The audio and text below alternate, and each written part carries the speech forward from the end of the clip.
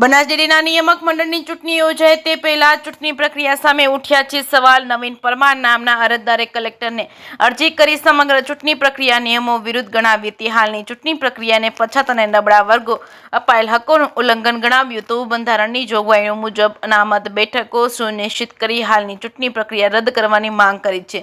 બંધારણના અનુચ્છેદ 343 જે નિયમ ઉલ્લંઘન થયાનો થયો છે આક્ષેપ। બનાસ ડેરીના નિયામક મંડળની ચૂંટણીમાં 16 બેઠકોમાં 10 બેઠકો થઈ હતી। બિનહરીફ શંકરભાઈ ચૌધરી ચેરમેન બની શક્યતાઓ વચ્ચે ચૂંટણી પ્રક્રિયા સામે સવાલો ઉઠ્યા છે। બનાસ ડેરીના નિયામક મંડળની ચૂંટણીમાં નિયમો ભૂલાય હોવાની કલેક્ટરે સમક્ષ રજૂઆત। જે સિંહ ગુજરાતી સાથે ભરત ઠક્કર ડીસા।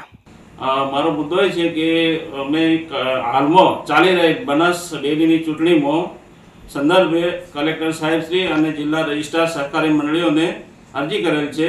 જેમાં અરજીમાં એવો ઉલ્લેખ કરેલો છે કે ભારતીય બંધારણની કલમ 243 મુજબ SC/ST નું એક પ્રતિનિધિત્વ હોવું જોઈએ।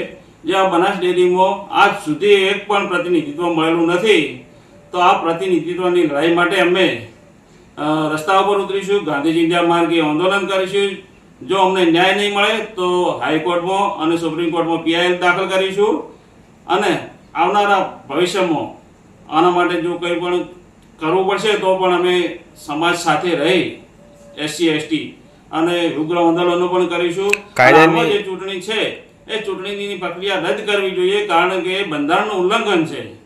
જો બંધારણના ઉલ્લંઘનથી બંધારણથી જો દેશ ચાલતો હોય તો આ ચૂંટણી રદ થવી જોઈએ। કાયદો શું કહે છે? કાયદો એ કહે છે કે ભાઈ એક પ્રતિનિધિ તો હોવું જોઈએ। ભારતીય બંધારણના અનુચ્છેદ 243 મુજબ એક SC/ST નું એક પ્રતિનિધિત્વ હોવું જોઈએ। આ ચૂંટણીમાં નથી।